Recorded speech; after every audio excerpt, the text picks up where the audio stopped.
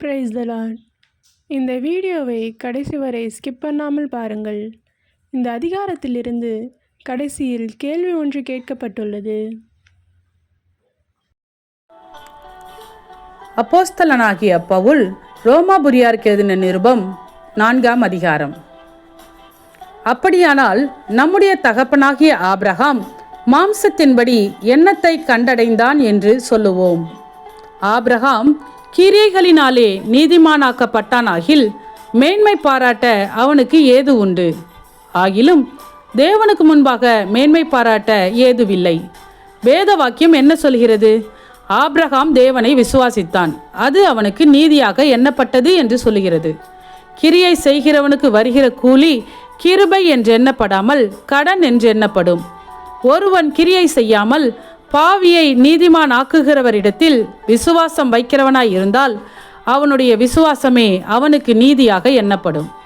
அந்தபடி கிரியைகள் இல்லாமல் தேவனாலே நீதிமான் என்று எண்ணப்படுகிற மனுஷனுடைய பாக்கியத்தை காண்பிக்கும் பொருட்டு எவர்களுடைய அக்கிரமங்கள் மன்னிக்கப்பட்டதோ, எவர்களுடைய பாவங்கள் மூடப்பட்டதோ அவர்கள் பாக்கியவான்கள்.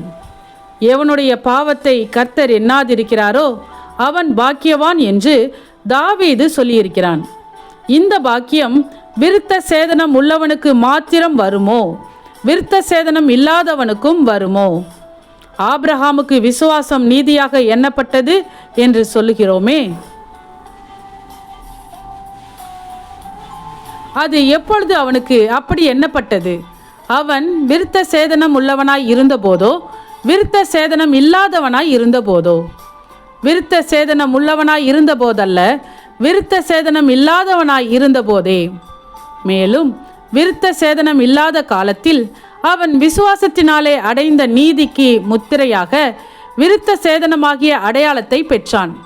விருத்த சேதனம் இல்லாதவர்களாய் விசுவாசிக்கிற யாவருக்கும் நீதி எண்ணப்படும் பொருட்டாக அவர்களுக்கு அவன் தகப்பனாய் இருக்கும்படிக்கும் விருத்த சேதனத்தை பெற்றவர்களாய் மாத்திரமல்ல, நம்முடைய தகப்பனாகிய ஆபிரகாம் விருத்த சேதனம் இல்லாத காலத்தில் அடைந்த விசுவாசமாகிய அடிச்சுவடுகளில் நடக்கிறவர்களுமாய் இருக்கிறவர்களுக்கு தகப்பனாய் இருக்கும்படிக்கும் அந்த அடையாளத்தை பெற்றான். அன்றியும் உலகத்தை சுதந்தரிப்பான் என்கிற வாக்குத்தத்தம் ஆபிரகாமுக்காவது அவன் சந்ததிக்காவது நியாய பிரமாணத்தினால் கிடையாமல் விசுவாசத்தினால் வருகிற நீதியினால் கிடைத்தது. நியாய பிரமாணத்தை சார்ந்தவர்கள் சுதந்திரவாளிகள் ஆனால் விசுவாசம் வீணாய்ப்போம், வாக்குத்தத்தமும் அவமாகும். மேலும் நியாய பிரமாணம் கோபாக்கினையை உண்டாக்குகிறது. நியாய பிரமாணம் இல்லாவிட்டால் மீறுதலும் இல்லை. ஆதலால் சுதந்திரமானது கிருபையினால் உண்டாகிறதா இருக்கும்படிக்கு அது விசுவாசத்தினாலே வருகிறது. நியாய பிரமாணத்தை சார்ந்தவர்களாகிய சந்ததியாருக்கு மாத்திரமல்ல, நம் எல்லாருக்கும் தகப்பனாகிய ஆபிரகாமுடைய விசுவாசத்தை சார்ந்தவர்களான எல்லா சந்ததியாருக்கும் அந்த வாக்குத்தத்தம் நிச்சயமாய் இருக்கும்படிக்கு அப்படி வருகிறது. அநேக ஜாதிகளுக்கு உன்னை தகப்பனாக ஏற்படுத்தினேன் என்று எழுதியிருக்கிறபடி அவன் தான் விசுவாசித்தவருமாய் மரித்தோரை உயிர்ப்பித்து இல்லாதவைகளை இருக்கிறவைகளைப் போல் அழைக்கிறவருமாய் இருக்கிற தேவனுக்கு முன்பாக நம் எல்லாருக்கும் தகப்பனானான். உன் சந்ததி இவ்வளவாய் இருக்கும் என்று சொல்லப்பட்டபடியே தான் அநேக ஜாதிகளுக்கு தகப்பனாவதை நம்புகிறதற்கு ஏதுவில்லாதிருந்தும் அதை நம்பிக்கையோடு விசுவாசித்தான். அவன் விசுவாசத்திலே பலவீனமாய் இருக்கவில்லை.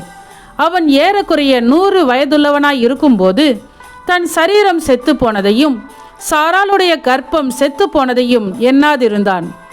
தேவனுடைய வாக்குத்தத்தத்தை குறித்து அவன் அவ்விசுவாசமாய் சந்தேகப்படாமல் தேவன் வாக்குத்தத்தம் பண்ணினதை நிறைவேற்ற வல்லவராய் இருக்கிறார் என்று முழு நிச்சயமாய் நம்பி தேவனை மகிமைப்படுத்தி விசுவாசத்தில் வல்லவனானான். ஆகையால் அது அவனுக்கு நீதியாக எண்ணப்பட்டது. அது அவனுக்கு நீதியாக எண்ணப்பட்டதென்பது அவனுக்காக மாத்திரமல்ல, நமக்காகவும் எழுதப்பட்டிருக்கிறது. நம்முடைய கர்த்தராகிய இயேசுவை மரித்தோரிலிருந்து எழுப்பினவரை விசுவாசிக்கிற நமக்கும் அப்படியே எண்ணப்படும்.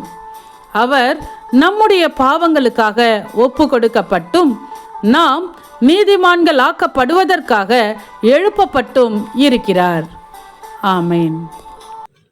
இன்றைய கேள்வி: ஆபிரகாமுக்கு எது நீதியாக எண்ணப்பட்டது? உங்க பதில கமெண்ட் பண்ணுங்க. சத்தியத்தையும் அறிவீர்கள், சத்தியம் உங்களை விடுதலையாக்கும். இந்த வசனத்தின்படி அநேகர் சத்தியத்தை அறிந்து விடுதலையாக்கப்பட இந்த சேனலை லைக் செய்யுங்கள், அநேகருக்கு ஷேர் பண்ணுங்கள். ஜீவ வார்த்தையை தினமும் கேட்க சப்ஸ்கிரைப் செய்யுங்கள்.